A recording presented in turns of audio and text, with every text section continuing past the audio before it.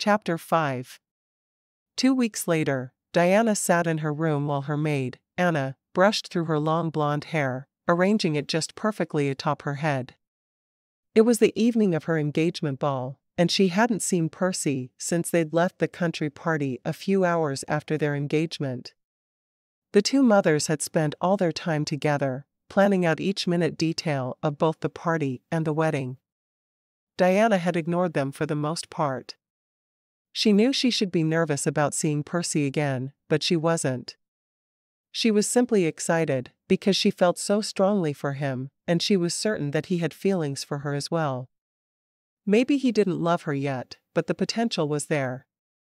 She slipped into the pale pink gown her mother had purchased new for the evening. It had a narrower skirt than she usually wore, and was cut a bit lower. Diana wasn't certain how Percy would feel about it, but it made her feel as if she were doing something terribly naughty. Anna took a step back from her and smiled. "You look beautiful." She studied her for a moment. "It needs something. Do you have your mother's pearls?" Diana nodded. "They're on my table." She pointed to the table with her brush and other beauty aids. Anna rushed over and picked up the box containing the pearls, carefully draping them around Diana's neck. She once again stood back and studied her mistress. "That's perfect. Couldn't be better." Diana stepped in front of the mirror and gazed at herself. "Yes, that's perfect." She turned to her maid and confidante. "Thank you, Anna." She threw her arm around the other woman and hugged her tightly. "I get to see him tonight." Anna laughed. "I know. I can see how happy that makes you. He must be a good man." "Oh, he is." Diana put her slippers on and opened the door to go downstairs where she knew her parents would be waiting, and most likely, Lady Stenwick and Percy as well. She walked down the stairs slowly, determined to make a good entrance in case he had already arrived. As she reached the bottom of the stairs, she saw his eyes fill with warmth as he watched her. She walked close to him and made a slight curtsy as she'd been taught. "My lord." He took her hand and smiled down at her, raising her hand to his lips to receive his kiss. "You look absolutely stunning this evening." His eyes traveled up and down her body, coming to rest on her cleavage. "One more week." He lowered his voice as he said those words, so she would know they were meant just for her. "I'm so happy you could make it into town for our engagement party. I know how busy you are." The words were formal, but the look she gave him let him know that she was thinking only of him. "Let's take a turn around the ballroom." He put her hand to the crook of his arm and walked with her slowly through the still mostly empty ballroom. "I was worried that when I saw you again I would wonder what it was that had made me ask you to marry me, but the second I saw you, it all came rushing back. I simply can't imagine what my life would be without you now." Diana smiled, her head resting on his shoulder for a moment as they walked. She knew it was improper, but they were to be married in a week. If someone felt the need to gossip about her for it, they could just go ahead and do it. Charlotte was off in the corner of the room with a group of young ladies, and she kept giving Diana glaring looks. Lucy was beside her, as always, but her looks were more inquisitive than glaring. She seemed to be waiting to form an opinion of her future sister-in-law. Percy walked her over to the group of women, and introduced her to his two sisters, both of whom she'd known for some time, but only superficially. "Charlotte, Lucy, this is my fiancée, Diana." "Diana?" "My two sisters, Charlotte and Lucy." Charlotte wrinkled her nose slightly in distaste, but knowing her brother supported her said, "Welcome to the family." She quickly turned back to her friends, effectively dismissing Diana. Diana was well aware of how Charlotte felt about her, and smiled gratefully that she didn't act badly upon meeting her. "Thank you. It's very nice to meet you, Charlotte." Lucy held her hand out and gripped Diana's warmly. "I think you're just what Percy needs to teach him to act like a gentleman again."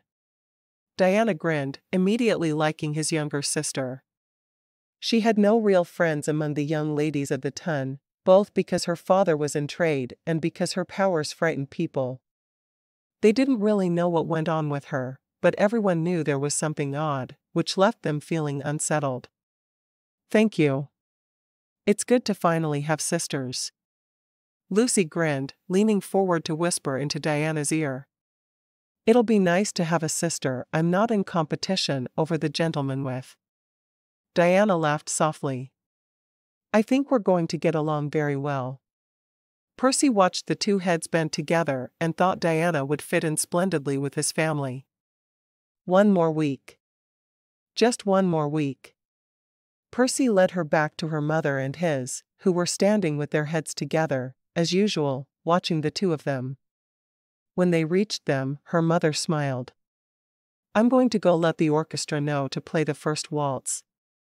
She gave Diana a look that let her know she needed to be on her best behavior. Diana sighed. It was to be their first dance as an engaged couple, and they'd have to dance it alone in the middle of the ballroom. She didn't want to have to do it alone, but she knew there was no choice. She hated being the center of attention. He led her to the center of the dance floor and waited as the orchestra began the waltz, and then led her effortlessly in the dance. For Diana, the world narrowed to just her and Percy. There was nothing and no one that mattered as much as this man holding her in his arms. Their eyes met and clung together, and for her, it was as intimate as any kiss they'd shared. She felt as if they were one, dancing in front of dozens of people that she'd forgotten existed. So this was love. She didn't know if he realized yet that it was love, but she certainly knew it. Nothing in the world could ever be as perfect for her as that moment, with him.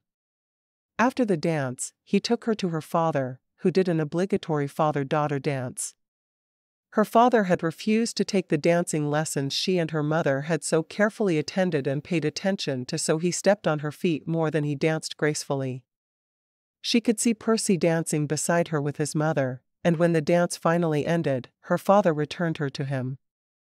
Percy tucked her hand into his arm and walked toward the balcony doors, flinging them open and stepping out into the darkened area. He said nothing as he led her down the stairs and off to the side of the house, pulling her into the shadows. His lips pressed against hers, and he gathered her fully against him, kissing her ravenously. Their other kisses had been sweet kisses of exploration, but this kiss? This was pure need. His hands stroked up and down her body, through the silk of her dress. "I can't wait until we're married," he mumbled against her lips. Her hands tangled in his dark hair, and she pressed as close to him as she could, her tongue meeting his stroke for stroke. Soon. One more week. She was panting when he finally raised his head. "Where will the wedding be?" he asked, obviously out of breath. "I had just asked when you came down the stairs, but didn't get an answer." He didn't add that he was too caught up in her to even wait for the answer. She'd become the sole focus of his universe. "My mother wants it to be here in town," she told him, stroking his cheek. He'd obviously shaved right before leaving for the party.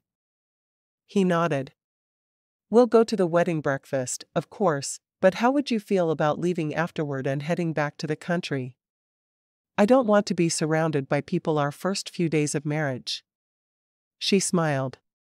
"I think that's a brilliant idea." She wanted nothing more than to be alone with him. "I know you're used to having a lot of servants around, but I really only keep a few in the country. Will that bother you?" She shook her head. "I'll want to bring my maid if you don't mind. I don't care about much else." She didn't add that she wanted her maid as much for companionship as she did for the help she'd give her. Percy's eyes were bright as he brushed her lips with his, this kiss much softer than earlier.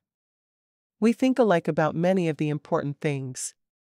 "Yes, we do. I think that's why we'll suit so well."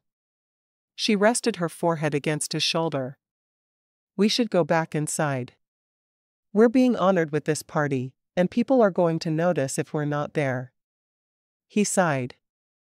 "I know. Many of my friends from Oxford will be here as well." I haven't seen most of them in years. He wasn't certain how many of them he wanted to see, since most had been superficial friendships, but he was happy to see Anthony. He led her back to the house and through the balcony door. Her mother rushed over and hissed, "Where have you been?" She shrugged, gripping Percy's arm tighter. "We wanted to talk alone for a moment." Jane's eyes took in her daughter's swollen lips, but she said nothing. "Your father wants to make a toast." "Yes, Mother." The two of them hurried over to where her father stood with a flute of champagne in his hand, and they each took a flute from the tray being offered by the servants standing nearby. Diana had never had champagne and eyed the glass with interest. She only hoped she liked it. She didn't listen to what her father said, instead standing close beside Percy and looking at him. When he was near, no one else in the world mattered to her. Marriage was going to be perfect. How could it be anything else? Asterisk. Diana walked slowly down the aisle, holding on to her father's arm. They were using the church she'd gone to as a small child for the wedding. A church she had always liked, but hadn't believed anyone would allow her to marry in. Her father had pulled some strings, and she'd gotten her wish.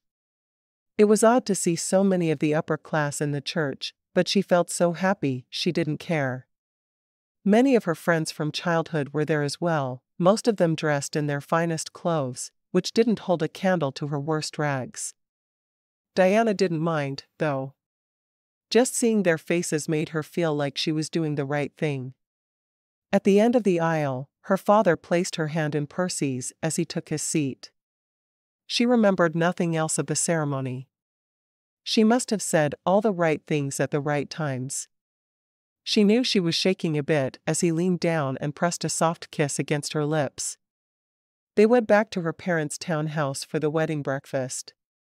She sat at his right hand, and they smiled at one another, ignoring everyone else in the room. After breakfast, she went upstairs to change into her traveling clothes, because they were heading back to his country home. She changed quickly and descended the stairs. She could hear his voice coming from her father's study, where he'd told her to meet him, and she raised her hand to knock when she heard another voice. "You'll have it so much easier now. You did a smart thing marrying her. You can stop working all the time and live the life you were meant to live." Diana felt the tears well up in her eyes, and she ran back up the stairs, wanting to make sure no one saw her. "No, I'll continue working. I told her I wouldn't marry her if I received her dowry. We're putting the money in trust for our children." Percy was adamant. He wasn't going to use her money for his father's gambling debts. Anthony shook his head. "You don't always have to do the noble thing. You've paid for your father's mistakes long enough. Use the money to get out of debt. You won't care for her any less just because you've used the money set aside for her." Percy shook his head. "I'll have my family out of debt with my own hard work in just 4 years. I don't need to use her money." He knew Anthony had used Gabriella's money when they'd married, but Anthony hadn't loved Gabriella. "Be a hero then. How are things going with you and Gabriella?" Anthony sighed. "Terribly. She's ill now, and the physician can't figure out what's wrong. I can't find it within myself to be sad about it. She's a good woman, but I have no feelings for her. None." He shook his head. "I don't want her to die, of course, but I think she's going to. I'm sorry. I wish you'd found a better match." Friend shrugged. "What's done is done. I'll never cheat on her. Especially not now that we have little William to think about." William was their 3-year-old son. "I know. You're a good man." Percy opened the door and looked out. "I wonder what's taking Diana so long. I'm ready to get back to the country." He was ready for his wedding night. Would it be crass to admit that aloud? "And to your wedding night?" Percy nodded once.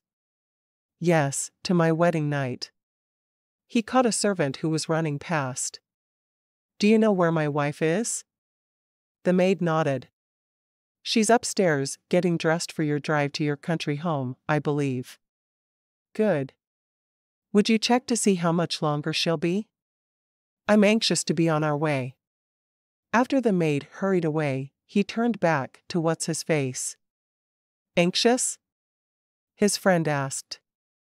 That's putting it a bit mildly, don't you think? Probably. Percy looked up, and there was Diana, slowly descending the stairs. Her beauty suddenly looked very distant to him. He walked to her, and took her hand, raising it to his lips. Are you ready to go? She nodded, not looking into his eyes. My things are in the coach. Anna had packed a valise for her, but would be there the following day with the rest of her things. Percy smiled. Let's say our farewells then, and be on our way. He wasn't sure what was wrong with her, but he could feel that it was something. He had to find out what had happened to steal her happiness. They quietly said goodbye to his mother and her parents before walking out to the coach. He helped her into it, and climbed in, taking the bench beside her. Do you realize this is the first time we've been in a coach together? We're married, and there are so many things we've never done with one another. He stroked her cheek, leaning down to kiss her softly. She turned her face away, before his lips could touch hers. I didn't sleep well last night. I'm very weary. He was surprised, but willing to accommodate. It's a 3-hour drive to my home from here. Why don't you use my shoulder as a pillow, and you can sleep? I want to think about what I need to do with the fountain anyway. Since he'd first started the drawing, he'd know that the fountain was something that he had to build, and he had to do it correctly. He stared out the window as the miles passed, wondering what had happened between breakfast and her joining him downstairs to upset her so much. She'd gone from warm and loving to cold. Had she just been trying to get him to marry her so she would have a title? That seemed unlikely, because really she'd seemed incredibly friendly when she thought he was just a gardener. Percy stared down at her pale head on his shoulder, wondering how she'd come to mean so much to him so quickly. Had she really just put a spell over him like she admitted she'd done to other men? He didn't think so, because if she had, it would have faded when he left her, wouldn't it? He sighed. He wanted her to be happy. That was the bottom line. Chapter 6. Percy let Diana sleep until they reached Stenwick Manor. He doubted she was really sleeping, but he didn't argue with her. When they pulled into the huge circular drive in front of the estate, he rubbed her shoulder. We're home. Diana woke slowly and smiled up at him, her eyes filled with warmth. After a moment, she turned her head aside with sadness. What was that about? He couldn't imagine what he'd done to offend her or upset her, but whatever it was, it had to be related to him. His servants had assembled in front of the house to be introduced to her, as was expected, and he introduced first his butler and man of affairs. Diana, this is Bertram. Bertram? My wife, Countess, whatever my last name is. Bertram took over the introductions from there, and she saw that it was just the 3 servants like he'd told her. Why hasn't he hired more now that he has my father's money? The cook was a gentle older woman with kind eyes. Her accent was Scottish. It's nice to meet you, milady. Will you mind coming to the kitchens in the morning for a spot of tea so we can take some time to learn how to work together? Diana smiled sweetly. I'd be happy to. I think you'll find me easy to work with. The only maid dropped to a curtsy before her.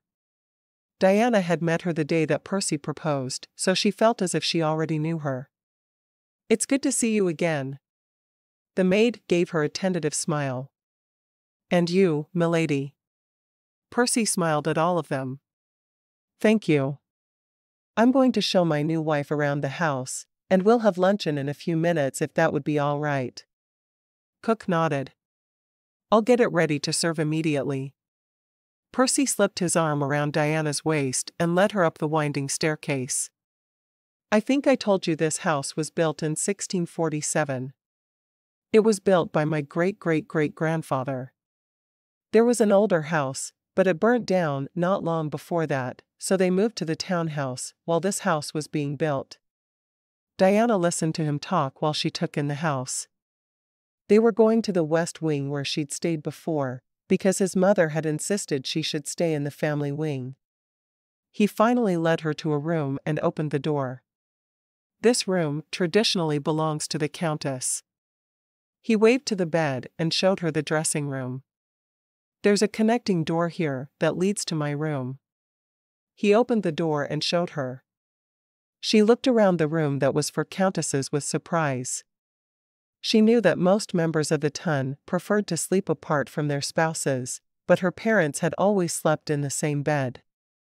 "Is this where I'll sleep?" she asked without thinking. Percy looked at her with narrowed eyes, surprised she'd asked. "I thought you'd want to share a room with me. Was I wrong?" He didn't know what he'd say if she insisted on her own room. Diana looked at him for a moment and contemplated. She could refuse to share his room, but why? She knew they were meant to be together. He was the man that would make her happiest in all the world. She wasn't going to start her marriage off on the wrong foot by refusing to sleep with him. It didn't make sense. "No. You weren't wrong." Percy didn't realize he'd been holding his breath until she answered. He exhaled slowly and wrapped his arms around her, kissing the top of her head. "You've seemed so distant all day, I was certain I'd done something to offend you." She thought about telling him what she'd heard, but she decided against it. Eventually, it would come out. She wasn't going to make trouble this soon. Instead of ranting like she wanted to, she leaned forward and rested her head on his shoulder. "I'm just tired. It's been a crazy 3 weeks. Both of our mothers have been hounding me for details. What kind of flowers did I want in my bouquet? What color dress did I want to leave to come back here in? What color nightgown did I want for my wedding night?" She blushed as soon as she realized she'd said that. "What color nightgown did you want for your wedding night?" he asked. He looked down at her with a sparkle in his eye. "I asked your mother what your favorite color is, and she said green, so I chose a green silk nightgown." She tried to meet his eyes while she said those words, but she just couldn't force herself to do it. Was this appropriate talk even for a husband and wife? He swallowed hard as he tried to imagine her in an emerald green silk nightgown. Hopefully the mothers hadn't steered her toward a nightgown that would cover her from her chin to her toes. "Why don't you go put it on now?" She laughed. "Because Cook is putting luncheon on the table, and I'm hungry." She threaded her arm through his and pulled him out of the bedroom. "You'll see me in it soon enough." Percy sighed. "I've already waited 3 weeks. 5 minutes ago wouldn't be soon enough." Diana looked at him with surprise. If he only married her for her money, he was certainly acting the part of a love-struck husband well. After lunch, they walked around the grounds of the house, and he kept his eye on the sun. Every few minutes he would say, "I think it might be bedtime." She laughed and put him off repeatedly. She was anxious about their wedding night and not willing to rush it along. They stopped in the gazebo, and he took her hand, pulling her down to the bench and onto his lap. She looked around embarrassed. "What if someone sees us? Then they'll think we're a perfectly normal newlywed couple who cannot keep their hands off each other. Who am I to disillusion anyone?" Percy put his hand behind her head and pulled her face down to his for his kiss. It was the first time she'd allowed him to kiss her since the wedding ceremony, and he found he was feeling more and more frustrated by the minute. The kiss was long and needy, his tongue slipping into her mouth to tangle with hers. One arm was a steel band behind her waist holding her in place, while his other hand was caressing her breast through the linen of her gown. Diana met the thrusts of his tongue with her own, surprised that even though she'd been hurt by him earlier, she still felt so much passion for him. Maybe that's what their aura was about. They were just compatible passion-wise, but not in any other way. She sank into his kisses, no longer caring if they were compatible in any way but physically. His touch set her on fire. His lips left hers and traveled to the side of her neck, and he bit her lightly there, causing her to moan with pleasure. "That feels so good," she whispered. Percy chuckled softly, delighted to realize that no matter what had been going on with her earlier, she still desired him in the same way she always had. "Holding you feels good to me. Let's go to bed." She pulled away blushing and shook her head. "Not until after supper, at least. It's not even dark out yet." He sighed. "Do you really think I'm only going to make love to you in the dark for the rest of our lives?" "I don't want darkness." She pressed her lips to his again, shushing him. "The first time, can it please be dark?" He looked into her eyes and saw how embarrassed she was. Finally he relented, nodding. "The first time." She stroked his cheek with the palm of her hand. "Thank you for considering my feelings." Most men wouldn't, she knew. She'd spent time alone with many men over the years, because her mother had insisted upon it. Of course, they'd always had a chaperone within sight, but not within an area that could hear. She'd learned a lot about men on those sojourns with her maid following behind her. "I really appreciate it." They made their way back to the house hand in hand a short while later, and she went up the stairs to change for dinner. She knew he didn't hold to formal traditions in the country, but she wanted to look nice for him on their wedding night. She looked into the mirror as she pulled her clean dress over her head, amazed at how swollen her lips were. How would she look in the morning after he'd had time to kiss her for hours? Diana was thankful she'd had Anna to tell her about what would happen on her wedding night, because her mother had tried, and had stammered through the whole process, conveying nothing more than the fact that she would be naked in bed with her husband and he would kiss her. She knew that much. When she opened her door to descend the stairs for dinner, she found him lounging against the wall opposite the door. He'd agreed to let her use the Countess's chamber as her dressing room, which suited her nicely. She didn't want to have to try to get ready in front of him. She was self-conscious enough without that. She'd carefully chosen a dress that had buttons going up the front so she wouldn't have to struggle to get out of it later when he was waiting for her to change for bed. She'd seen the way his eyes had lit up at the idea of her in a green nightgown, and she knew he wasn't going to be patient enough to wait long. Walking through the house with him, she could see signs of where the house had been let go while he'd concentrated on just earning a living and paying down debt. It was nothing major, but there were repairs needed in various places. She wondered if he'd start the repairs now, or if he'd wait until he was out of debt first. She decided to wait and see without asking him.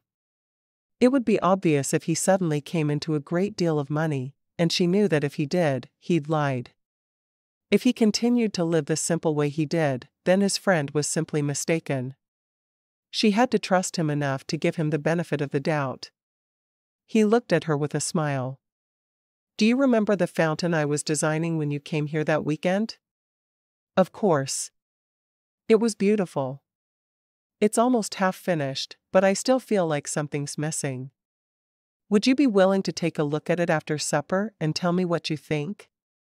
He truly valued her opinion, but more than that, he remembered something she'd said that weekend about how she could make it right. He had no idea what that meant, but if she could do it somehow, he would allow it. "I'd be happy to." She smiled up at him, glad he was asking her opinion on things as if she mattered to him. She didn't want to keep thinking about what had been said earlier that day. Percy held out the chair to the right of the one at the head of the table. "I know it's tradition for the Countess to sit at the foot of the table, but it doesn't make any sense to me to sit that far apart." Diana shook her head. "We couldn't have any sort of conversation at all. I'd rather sit beside you." He dropped a kiss on her head before taking his own seat. "I'm glad we think so much alike." He sighed. "I was raised with all the formalities, and I accepted them all as the way I would do things when I was the Earl." He shook his head. "Everything changed when I realized how destitute I really was. She looked at him with understanding. So when you were worried about where your next meal would come from, you suddenly realized that how mannerly you were while you ate it didn't matter as much as you once thought it did? She wished more of the ton would realize that their impeccable manners meant nothing without the riches that surrounded them. She'd seen so many people in London who had very little money, but clung to the silly traditions. Exactly. He shrugged. And really? Is it mannerly to sit 20 feet away from my wife just so that our servants will think we don't like each other? He took her hand in his. I do like you. I don't care if they know it. The affection in his eyes as he looked at her made her heart melt.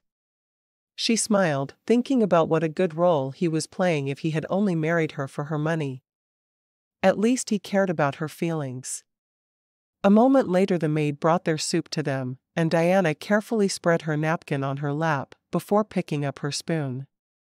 They talked while they ate about what it had been like growing up. Father always worked hard, but we were just normal people living in London when I was a little girl. Mother taught me in the mornings, and I ran around in the afternoons. It was glorious. We'd play tag and hide and seek. I swear, I spent so much time on those streets I could go back there today and never get lost. The church we married in was the one I attended as a child. She took a sip of the wine in front of her. What about you? He shrugged. Well, I grew up between here and our London townhouse. We came here in the summers, but stayed there for the season. I loved it here. I played outside as soon as the governess finished with my lessons every day. No one really paid attention to me back then. The girls weren't born yet, and I got to just run free. I hated being in London for the season. There was so little I was allowed to do in the city, but Mother loved being there, so we always went. Tell me what a normal day is like for you now, she insisted. How would she fit into his life? He pondered that for a moment. I get up early. I keep country hours here. She nodded. Of course. After I've eaten breakfast, I usually go outside and begin work immediately. Usually, there's some commission job for me to work on, but if not, then I do what I want. I have 2 commission jobs waiting for me, but I have to finish the fountain first. He shook his head. I don't know what it is about that thing, but I feel compelled to finish it as soon as I can. He took her hand in his. I know we're newlyweds, but I need to work on it for at least a few hours every day. Diana smiled. Of course. The design was very intriguing. I can't wait to see what you've come up with.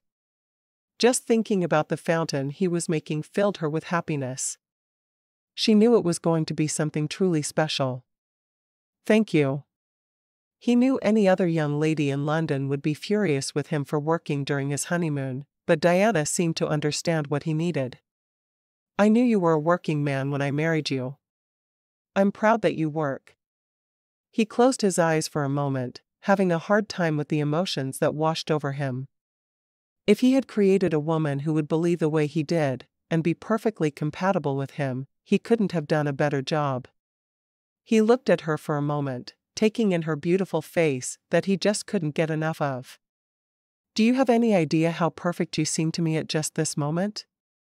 She smiled ruefully. I promise you, you're the only one who sees me that way.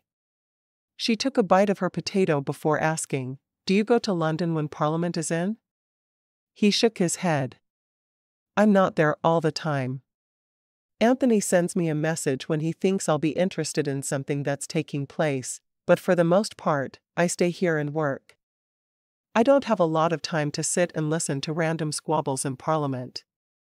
When they were finished with their meal, he took her to his library. I know you mentioned that you enjoy reading. My sisters often leave books here when they visit, and they're many of the classics. I can read whatever I want, she asked in surprise. Her mother had always looked over her books before she was allowed to read them. She had gotten to the point she would send Anna out to find her a book, and she would hide it in the pages of one of the books her mother approved, so she could read. She liked a good classic as much as anyone else, but when she read she wanted a total escape from the world, and to her mind, a novel was the best way to do that. Of course. I'm not going to try to control your mind. What if I want to read something scandalous? Lord Byron's poetry or the latest novel? She would read them. There was no doubt about that. What she wanted to know was whether or not she could read them openly. He smiled. Well, we can't be running off to London to buy books every week, but if you stock up while we're there, I don't see that it would be a problem. Well, as long as you're not talking about spending too much on books, of course. He looked worried that she might pauper him with her book-reading habit for a moment. She laughed and threw her arms around him. I'm extremely frugal. Thank you for letting me read whatever I want. The freedom that would come from being a married woman, coupled with the man she'd married, was going to make her a truly happy woman. He caught her waist, looking down into her face for a moment. Your mother didn't let you read what you wanted to read. He knew most of the mothers in society kept strict control over everything their daughters did, but he would have thought her mother would approve of her reading, not try to discourage it. She rolled her eyes. No, she really didn't. She would force me to hide the books I was reading in another book so she wouldn't know about them. Percy laughed. She forced you to hide your books, did she? He loved the way she'd phrased that. Diana nodded, her face serious. She couldn't really expect me to read scientific treatises happily. No one could. He shook his head with a grin. She was exactly what he'd needed in his life without even realizing it. He kissed her lightly. You are something special, Lady Stenwick. She looked at him startled for a moment. Lady Stenwick? That sounds strange when applied to me. She hadn't considered that her name would change when she married him, and the honorific? It wasn't something she needed, but she knew her mother would be overwhelmed with bliss the first time Diana was called that in her presence. He stroked his hand across her cheek. I promise you, it will soon fit you like your own glove. He looked toward the window. You know, the sun really has set. He gave her a leering look that she couldn't help but laugh at. So it has. I think I'll find myself a good book and retire for the night. Good night, my lord. She curtsied and walked off as if to peruse his shelves, making certain her back was to him so he wouldn't see the impish grin that had crossed her face. He walked up behind her and leaned down, kissing the back of her neck, thankful that ladies' hairstyles were such that her hair wasn't in his way. She pretended he wasn't there as she selected a book. Oh, I've wanted to read this one. She flipped through the pages, sucking in her breath as he bit her neck. She had planned to send Anna out to get it for her, but there had been no time amid the wedding preparations. Take it upstairs with you then. You can read it tomorrow. His lips on her neck and his hands stroking her waist left her in no doubt of what he considered more important than her reading the book. She turned to him, brushing her lips against his. Give me 10 minutes to change into my nightgown. Please. He caught her waist and turned her soft kiss into one of great passion. Hurry. I don't want to wait. He knew he must seem terribly impatient to her, but he was impatient. He didn't think he could wait much longer to touch her the way he wanted to. Honestly, she didn't either. I'll hurry. She turned and all but ran from the room and to the stairs to rush to get ready before he joined her. Chapter 7. Percy watched Diana run from him with a smile. She'd been hugging the book to her chest as if she'd just been giving a great gift. He was happy she would entertain herself with books. He wasn't going to be able to give her the time most of the women of the ton demanded from her husbands, and didn't want her to wander around his estates thinking about how much better things would be in London. That could lead to her wanting to go to London for the season, and he would rather shoot himself in the foot. He took his time walking upstairs, leaving the lamps lit for Bertram to put out. He untied his cravat as he walked. He wondered how she was going to react when he came to breakfast in his work clothes the following morning. It was one thing for her to know he was a stonemason. Another for her to see him in his work clothes on a regular basis. He shrugged. She'd get used to it. He was certain she'd dress in her dressing room, so he went into his room and undressed himself, pulling on a dressing gown to hide his nudity from her. He expected her to be more than a little skittish, but new brides were supposed to be, right? He was just glad there were strong feelings between them to make it easier on them both. He worried about hurting her, because he'd never been with a virgin before, but he would be careful. He waited what felt like forever, sitting on the edge of the bed, before finally knocking on the door that connected the master chamber to her room. She opened it, looking embarrassed, in an emerald green dressing gown. Her blonde hair was flowing down her back and around her shoulders. He took her hand and pulled her into his room, closing the door between the two chambers. Cupping her face in his hands, Percy whispered, "You look beautiful." He'd never realized just how long her hair was. It cascaded like a waterfall down her back and to her waist, making him want to run his fingers through it. Diana looked up at him with nervous eyes. No one but Anna and a few dressmakers had seen her in such a state of undress before. "Thank you," she whispered. She looked around his bedroom, which she had paid little attention to earlier in the day. She'd been too busy being angry with him to think about this being the room she'd sleep in. The bed in the middle of the room was huge, bigger than she'd ever seen. It was decorated in dark, masculine colors, but she liked it. It seemed to suit him well. "I like your bedroom," she said in a whisper. "Our bedroom," he countered, his lips claiming hers in a soft teasing kiss. "I feel like I've waited years to see you standing here." If he could paint, he would try to capture this moment on canvas, he realized.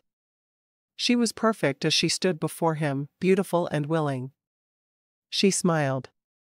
"We've only known each other for 3 weeks." At her own words, Diana felt a pang of panic. What was she thinking, agreeing to spend the rest of her life with a man she'd only known for 3 weeks? What kind of idiot did that? Her eyes widened in alarm. He saw the panic on her face, and his hand stroked up and down her back, trying to ease her mind. "There's no reason to be nervous, sweetheart. I'm not going to hurt you. I know. It's just, I've only known you for 3 weeks." She trusted him more than she'd ever trusted another man in her life, but she'd never done this with another man. She prayed the panic wasn't as obvious as she thought it was. Percy sighed. "There was a time when our fathers would have arranged our marriage and we wouldn't have met until we were standing in front of a priest." He wished he knew the right words to soothe her, but he could understand her panic to some extent. She was giving him rights over her body that no one else had ever had. How could it not frighten her? A half-smile crossed her lips. "I would have really panicked then." The joking words slipped out before she could stop them. He laughed. "We're meant to be together, remember?" She nodded slowly, trying to force down the panic that she was certain was about to consume her. How could she allow a man she barely knew the kind of liberties Percy had every right to take with her body? "I remember." "That doesn't help a lot, but I remember." She sighed, wishing she could just stop worrying and let things happen. He slid his arm around her waist and led her to the dresser off to the side of the room. There was a long mirror covering the wall above it. "Look in the mirror." "What do you see?" Her sigh of contentment told him immediately he'd done the right thing. She looked at the spot just above their touching shoulders and smiled. "I've never seen a truer lavender. I didn't know that shade even existed. Not for unmarried people anyway." She sighed, resting her head on his shoulder for a moment. He looked at her for a moment. "We're married." His face in the mirror showed his confusion. She shook her head. "No, I mean I see that color for people who are already married to other people. Never for couples who were actually married to each other or who could marry." Percy shook his head. That's really sad. Diana turned to him, thankful he understood. It is sad. I'm so glad you understand. She wrapped her arm around his waist and leaned her head on his shoulder. I'm glad you're the man I'm going to spend the rest of my life with. No matter how nervous she was, she needed to remember that. He was the man she needed to spend her life with. He was her soulmate. There wasn't another man in the world who would suit her as well as the men standing in front of her. He stroked her back for a moment. Not afraid anymore? She shook her head. I couldn't be afraid of you. She looked up at him and stood on tiptoe to kiss his chin. Even though you make me feel like a child with as much taller as you are. He looked at them in the mirror and smiled. He couldn't see the aura, of course, but her height in comparison with his was amusing. She was a petite woman, and he had always been a bear of a man. His hands were the size of dinner plates, and he'd often felt like a behemoth as he stepped into a ballroom, so much larger than everyone. She made him feel large, yes, but she made him feel like it was his duty in life to protect her. We do look rather odd together. She shrugged. I think we look like two people who complete each other. Your dark contrasts with my light. You're so much bigger than me, but we're like two halves of a whole. Like two pieces of a puzzle that fit together and could never be complete apart. She knew the words were dramatic, so she didn't say them aloud, but she couldn't help but think them. He nodded, tilting her chin up for his kiss. Just remember, you complete me, and I complete you. His lips slowly lowered to hers, and he used his tongue to carefully spread her lips. His hands moved down to her hips to pull her against his body, before stroking her back through the silk of her gown. You feel so good to me. Diana wrapped her arms around his neck and kissed him, stroking her tongue against his as he'd taught her. How could she have been afraid of him? He was everything she'd ever wanted in life, all in one very large package. His hands untied her robe and pushed it off her shoulders, his mouth kissing a trail from her mouth, down her neck and across her shoulder. You're mine. She nodded. But that means you're mine too. She stood proudly before him in just her nightgown, her dressing gown on the floor at her feet. The nightgown she'd chosen covered her everywhere necessary, but the thin straps on her shoulders and the low-cut bodice left little to the imagination. Her small firm breasts pushed against the front of her gown, her nipples already hard. The nightgown ended at just below her knees and had a slit up the side all the way to her hip. He looked at what he'd uncovered and swallowed hard. I'm going to go as slowly as I can. He scooped her up into his arms and laid her onto the bed, before coming down beside her. One hand toyed with one of her curls while the other cupped her breast, his thumb finding her nipple through the thin fabric covering her breasts. Our mothers helped you pick out this gown, he asked. He was surprised his mother knew that gowns like this existed. She blushed. Well, they helped me pick out a gown with this fabric. I went back and changed the order. They chose a nightgown that had a ruffle covering my neck to my chin and went all the way to my ankles. It had long sleeves as well. I thought you'd like this one better. He chuckled. You were right. His mouth toyed with hers while his hands explored her body, leaving no inch untouched. She moaned softly as his hand moved under the hem of the gown and slowly pushed it up, so he could stroke along her knee and thigh. Diana was glad she'd had a talk with Anna about what would happen that evening, because she knew her fear would have been greater if she hadn't known. She was still nervous, but the fear had left her when he'd shown her their aura. They truly were meant to be together. He removed her gown and laid beside her on the bed, his eyes roaming over her while his hands toyed with her softness.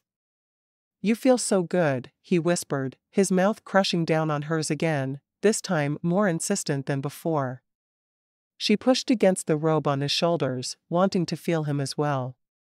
Why did he think he should touch her naked body while still wearing his dressing gown? She wanted to feel him too. Her hands went to the knot at the belt of his robe and untied it. She pushed it off his shoulders and pressed kisses along his skin from his neck to his shoulder. Her hands combed through the thick mat of hair on his chest.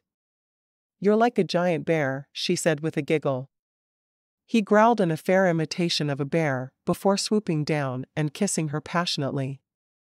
He stroked her with more purpose now, his hand going to her thighs and sliding between them. Slowly, he stroked up to her core, one finger playing with her bud of pleasure hidden within her folds. He toyed with her for a moment before sliding his finger deep within her moist depths. She let out a low moan, moving her hips wildly. "That feels so good." Percy nipped at her neck before moving the fingers of his free hand down to toy with her nipple. "I want to be inside you," he whispered softly. She blushed, but nodded. "I want that too." He moved a second finger into her, making certain she was ready for him before he moved beyond the strokes that were mild compared to what he wanted to do. How had he survived his entire life without making love with this woman? Once she was ready, he moved over her between her spread thighs. "It's going to hurt a little," he told her, regretting the pain he was about to cause her. "If I could keep it from happening, I would." He'd happily take any pain she would ever again feel into himself. She smiled up at him. "I'll be fine as long as I get to be one with you." He groaned and carefully guided himself to her moist opening. Pressing within her, he plunged deep and then held himself still as he waited for her to accept his body and become used to him. Diana closed her eyes for a moment as the pain overwhelmed her, but it quickly faded and left her with only an odd feeling of fullness. She looked up at him, her eyes wide. "It feels strange. Like you're stretching me to the point where I can't bear it, but it doesn't hurt any longer." Percy kissed her quickly before pulling back and plunging inside her again. "No pain?" His voice was a mere whisper, the passion obviously overtaking him. She reached up to stroke his cheek. "No pain. Thank God." He began the dance he'd dreamed of since meeting her, slowly withdrawing from her, only to plunge back inside. Diana lay beneath him, unsure what to do, as she enjoyed the strange sensations having him inside her caused. After a moment she felt her body tensing and finally, she let out a cry of pleasure. As soon as she clenched around him, he let out a low groan as he allowed himself to spill his seed inside her. He rolled to his side and held her against him. His hands stroked her constantly, and he kissed her forehead. He didn't speak as he struggled to control his breathing. Diana snuggled into his arms, her face buried in his neck. She didn't know what she'd expected, but it was not what she'd gotten. He had treated her with a gentleness she hadn't thought possible, and she felt amazing. After a moment, she stretched like a cat against him. "I liked that. Can we do it again?" He laughed softly. "Not right away, but I promise you, we'll be doing that again very soon." Percy stared down into her green eyes and knew he was looking into eternity. He would have this woman by his side for the rest of his days. She truly did complete him. Chapter 8. Their honeymoon ended much too quickly to Diana's way of thinking. Less than a week later, a messenger came from London begging for their presence. Gabriella Lancaster had died of whatever illness had plagued her, and Anthony wanted Percy by his side as he went through the funeral preparations. Percy hadn't hesitated for even a moment as he'd rushed to change into travel clothes and get ready to leave. His friend needed him, and he would be there. The fountain had been finished just that morning, and he'd stared down at it, knowing it still needed something. Diana had promised to look at it, but she hadn't had a chance before they'd gotten into the coach to race off to London. During the long drive, he'd held her hand tightly, his head tilted back against the back of the seat. She had rested her head on his shoulder to give him what comfort she could, but knew that it would never be enough. She knew he didn't grieve Gabriella, but hurt for his friend who must be dealing with terribly conflicted feelings. He'd been trapped in a loveless marriage, and now he was free, but at what cost? The two had a small child together, and she knew that Percy must be thinking of how terrible it would be for William to grow up without a mother. They drove straight to Anthony's house once they arrived in London, knowing they would stay with him, rather than at the smaller Stenwick townhome. Diana didn't really know Anthony or Gabriella, so she felt like she didn't belong, but Percy kept her close to his side. He shook hands formally with his friend, seeing the hurt in the other man's eyes. Even though there'd been no love between the two, it was still hard to lose his wife and the mother of his young child. How did it happen? Percy asked as the three of them stood alone in Anthony's study. Anthony shook his head. She started complaining of headaches a few months ago. I had the physician come out and examine her, of course, but he could find nothing wrong. The headaches grew steadily worse until she was seeing two of everything. For the past week, she's done nothing but lay in bed, in the dark. William would be brought in to see her every afternoon, but even he wasn't getting a reaction from her. Anthony took a deep breath. She wasn't the best wife in the world, but she was always an excellent mother. He suddenly looked at Diana, worried he'd said too much in front of a stranger. Percy shook his head. She knew the first time she saw the two of you together, there was something wrong, he said, not explaining further. So what does the doctor think? Anthony shrugged. He said she could have had a brain lesion, but the only way they would know is if they cut her head open to see, and I can't allow that. No, I can see why you couldn't. Percy sighed. Diana took the Duke's hand in hers. I'm so sorry for your loss. She knew the words seemed empty, but what else could she say? I'm sorry your son lost his mama? Anthony nodded briefly. Thank you both for coming. Percy stayed with his friend while Diana went out to find out what arrangements had been made so far for the funeral. Even with the couple not being close, Anthony was in no shape to plan anything. She quietly took over while her husband stayed with his friend. She wondered how long she should wait before she arranged a house party as she worked.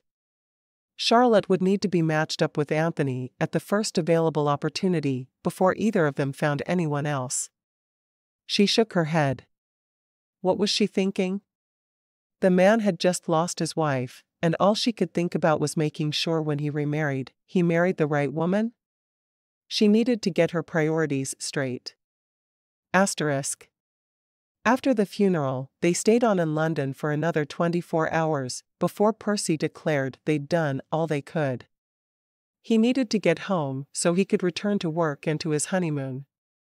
He invited Anthony and William to visit them in the country as they left. A visit to his mother and sisters in their townhome was the only thing planned on their way home. He knocked on the door and waited as the butler showed them in. His mother was sitting in the parlor as usual, with the girls on either side of her. They were going through invitations, trying to decide which events they would attend for the next week. The season was drawing to a close, and his family wanted to make the most of the last round of parties. Horatia looked up and smiled as she saw Diana and Percy standing in the doorway. Sit down. Please. She indicated the small couch across from her. What are you doing back in London so soon? She seemed genuinely pleased to see the two of them. Percy rubbed the back of his neck, obviously exhausted from their time in London. I came to support Anthony. He's having a hard time with Gabriella's death. He didn't elaborate, because he knew his mother would assume it was because Anthony had loved Gabriella so much, he couldn't bear to be without her. Oh, of course he is. I've never seen a couple more in love than the two of them. Well, maybe you too, but you're the only ones. Horatia looked between the newlyweds with a smile, obviously taking all the credit for the young couple's happiness.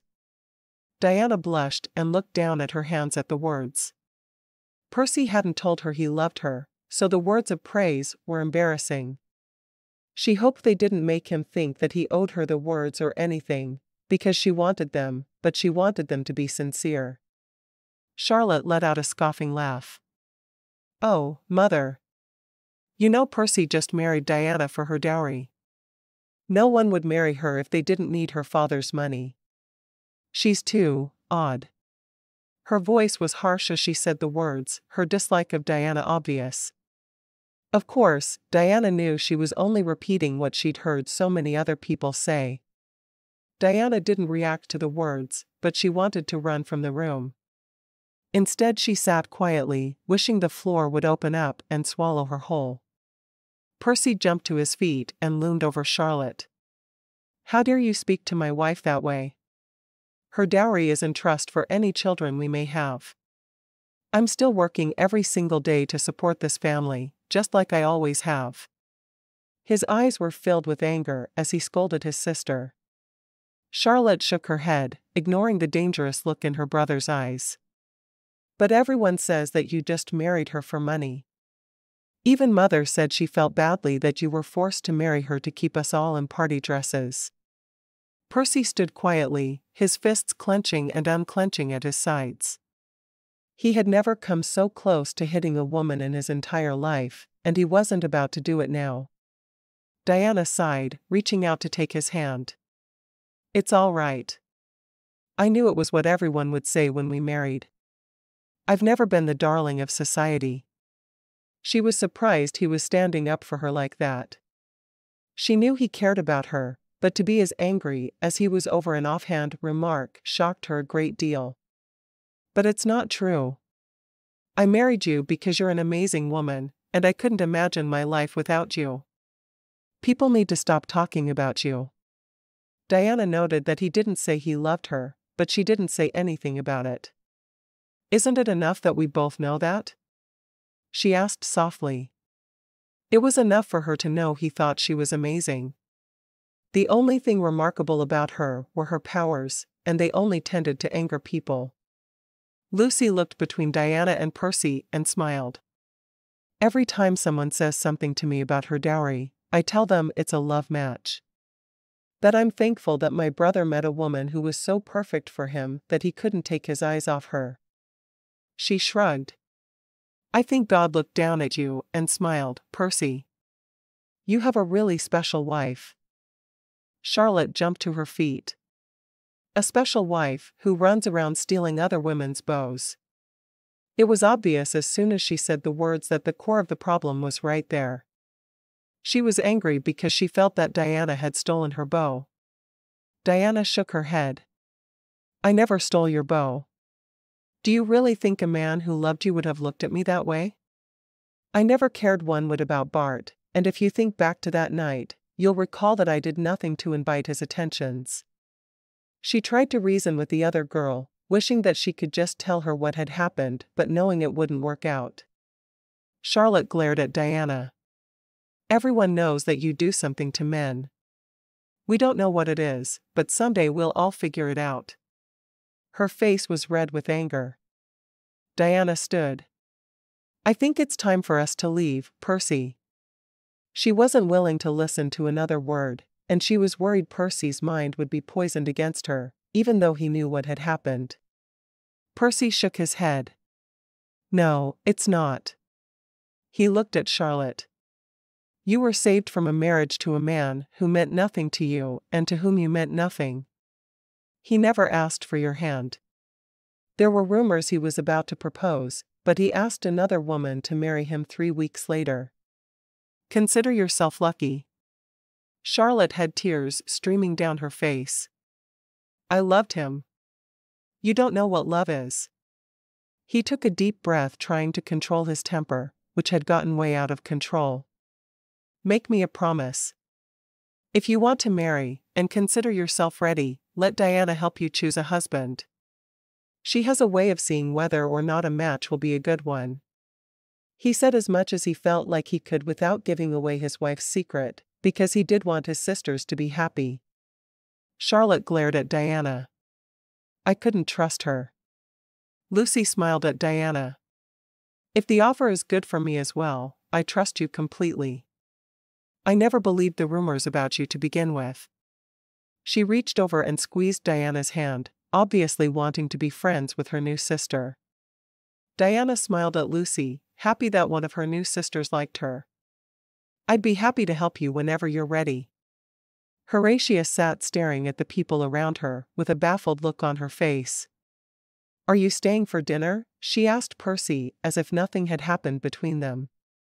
Percy laughed shortly. "Not tonight, Mother. We're on our way back to Stenwick Manor." He took Diana's hand and led her toward the door. Before he reached it, he looked back at Lucy. "You should come visit us soon. We'd love to have you." Lucy beamed her pleasure at the invitation. Her brother rarely invited even family members to visit him, and she hated summers in London. "I'd like that." Asterisk. After dinner that evening, Percy led Diana to the finished fountain. "You said once that you could help me with it, but I don't even know what I need." "What's missing?" Diana looked at the fountain and her face lit up with a smile. She walked in a slow circle around it, her hands reaching out to touch the stonework. "It needs love." The object was absolute perfection in her eyes, other than the love she needed to make happen. He looked at her like she'd lost her mind. "Love? How can I give it love?" He was genuinely confused. He put love into everything he created, so why did this one need more? She shook her head at him. "You can't, but I can. I've had dreams of this fountain since I was a child. When you first showed the plan to me, I knew this was the one." "The one?" She shrugged. "It's another one of those things I'm not sure that I can explain. I've seen this fountain doing things that no normal fountain can. It's meant to be a wishing fountain." "A wishing fountain? A fountain where people tossed coins?" Was that what she meant? "Yes. A fountain that will make wishes come true if they are wished with a pure heart." She took a deep breath and put her hands on the top of the fountain where the water would one day trickle out of it. Concentrating with all her might, she felt the power flow from her fingertips. "There. I think it's ready now." She opened her eyes and looked at it, smiling with pleasure. Percy looked down at the fountain and walked slowly around it. It didn't look different, but it somehow seemed different. Somehow what had been missing from it no longer was. "What did you do?" "I gave it the power to grant wishes." "At least I think I did." She frowned. "I hope I did." He laughed. "Well, it seems complete now." He eyed it for another moment before turning to her and taking her into his arms. "Where do you want to put it?" "What do you mean?" Hadn't he sold it? Surely there would be someone who wanted it. "I told you it was your wedding gift." "What will you do with it?" He watched her carefully. He'd known when he told her that it would be a wedding gift that she hadn't taken his words at face value. "But you could make so much money from it so you can pay off your father's debt." "I can't take that." She wanted it, though. She wanted it more than she'd ever wanted anything. "It's for you. You helped me make it. It's meant for you." Diana's face lit up. "I want it out by the lake. My father said he'd have my bench moved out there, and I'd like the fountain right beside it. Everyone who comes to visit us should make a wish on it." She could picture just how it would look there at the lake, with the water tumbling out of the top. Her bench would be beside it, and she would go there to read on nice days. "Did you make a wish on the fountain?" he asked. She shook her head. "It won't work for me." She wasn't sure how she knew that, but she knew it like she knew her own name. She didn't need a fountain to find love. She'd already found the man she loved and would spend the rest of her days with. "It worked for me," he told her. She looked at him with confusion. "It did? It brought you to me. I've never in my life even dreamed I could love a woman the way I love you." She blinked a few times, trying to keep the tears from her eyes. "You don't have to say that. I know the truth." His eyes narrowed. "What truth?" She sighed. "I heard Anthony on our wedding day." I know you're not really going to put my dowry into trust, and I understand. The money will go a long way toward paying off your father's debts. She did understand his need of it, and would never question him for it. It would if I wanted to use it for that, but I don't. I married you because I can't imagine my life without you, and because I love you more than words could ever express. I need you in my life every day. She shook her head. But I heard what Anthony said. Why couldn't he understand that she knew better? Percy sighed. Did you stick around long enough to hear my response to him? I told him then the money was going into trust. He tried to talk me into using it for the debt, but I told him I couldn't do that. I need you to know I married you because I love you, not because of the money. She stared at him in surprise, though why she was so surprised she wasn't sure. He was exactly the man she'd agreed to marry. The man she'd thought he was at the end of their first weekend together. Their aura had told her from the very beginning that they belonged together, so why was she shocked? She took a step closer to him and placed her palm against his chest. He was wearing his work clothes, as he usually did when no one else was around. She liked how he looked in a suit, but she liked how he looked even more when he was dressed in his work clothes. The clothes to her symbolized the hard-working good man she'd married. Percy, I didn't expect you to love me so soon. She shook her head. I'm surprised to say the very least. He frowned down at her. Why didn't you expect it? You saw our auras.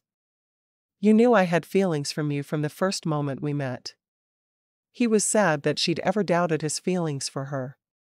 Did she really not realize what an incredible woman she was? She shrugged. When I heard Anthony talking about how you could use the dowry, I guess all my hopes fell away. I was certain I meant nothing to you from that moment on. She looked down, embarrassed. I'm sorry I had so little faith in you. He reached out and gathered her close to him. I understand that the evidence must have seemed very incriminating. He did wish she'd had more faith in him, though. Diana bit her lip. I should have trusted you from the very beginning, the way you trusted me. I told you an outlandish story about special powers I had, and you barely questioned it. She stood on her tiptoes to kiss his chin. I hope you can forgive me. Percy stroked her back through her traveling dress that she was still wearing. Of course, I can forgive you. I love you. To him love was all forgiving, especially with her. She looked up at him with her heart in her eyes. Oh, I love you, too. I never dreamed that I would find love. I thought my destiny was to match others, not to feel any kind of real love myself. You really love me? He asked, his eyes glowing with wonder. How could I not love you? You're everything I've ever wanted. She smiled her face against his chest. I thank God every day that my father talked to your mother and they decided we should marry. I can't imagine what my life would be like without you. He sighed. I'm just happy I decided to go ahead and marry you instead of waiting until I was out of debt like I'd originally planned. She smiled. I am too, although I would have waited until you were ready. But would your parents have been willing to wait? They wouldn't have had a choice. I'd have waited for love. I'd have waited forever for love if that's what it took. She smiled, taking his hand in hers and leading him toward the house. Where are we going? He asked. She nodded toward the west. The sun set. I believe the Means were supposed to be upstairs? It had been their joke since their wedding day that if the sun was down, they were meant to be making love. He smiled. I like the way you think. Epilogue. Charlotte wandered the grounds of her childhood home, Stenwick Manor. She really hadn't wanted to spend any time rusticating in the country this close to the season beginning, but her mother had insisted she needed to see how Diana was faring. Now that Diana was pregnant with the next generation of Stenwicks, Horatia was doting on the girl. This was their third visit in as many months, and they stayed for 3 days at a time. She shook her head. Lucy spent all her time getting to know Diana while they were in the country. Charlotte had always been close to her younger sister, and it seemed that their new sister-in-law was coming between them. Why had everything gone to pot ever since Diana had married Percy? Charlotte still wasn't fond of her sister-in-law. She'd been kind to her, because she didn't want to anger her brother, but there was just something that struck her as odd in the older woman. She couldn't put her finger on it, and if she mentioned it, she was immediately hushed. The whole family liked her, and Charlotte felt pushed to the side. She wandered to the small lake that was on the property and sank onto the bench that was in front of it. She liked the bench, an addition since Diana arrived. It seemed everything was always changing these days. Even her home wasn't the same because of Diana. Why she resented her, she wasn't even certain, but she knew she did. She looked to her left and saw a huge fountain sitting beside the lake. She pulled her cloak closer around her to fight off the winds coming across the lake as she studied it. It was a chilly winter day, and she wanted to be anywhere but where she was, but she didn't have a choice. She wandered closer to the fountain to take a look at it. There was something compelling about it, and she wasn't certain what it was, but it seemed to call to her. She stepped toward it and ran her hand over the stonework. It was beautifully done. Someone had painstakingly pieced the rocks together and created a work of art. Charlotte put her hands on the fountain and closed her eyes. Make a wish. She jumped back and looked around her. There was no one anywhere near her, so who had said the words? Who wanted her to make a wish? She put her hands back onto the fountain, and again heard the words, make a wish. She laughed at herself as she gazed at the fountain. No matter how beautiful it was, it couldn't really be telling her to make a wish, could it?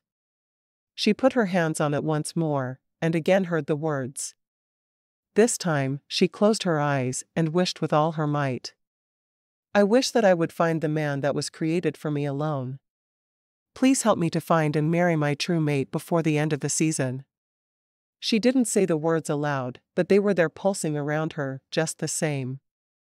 She heard the words, your wish will be granted, filling her mind. She chuckled as she walked back toward the house in better spirits than she'd been in for days.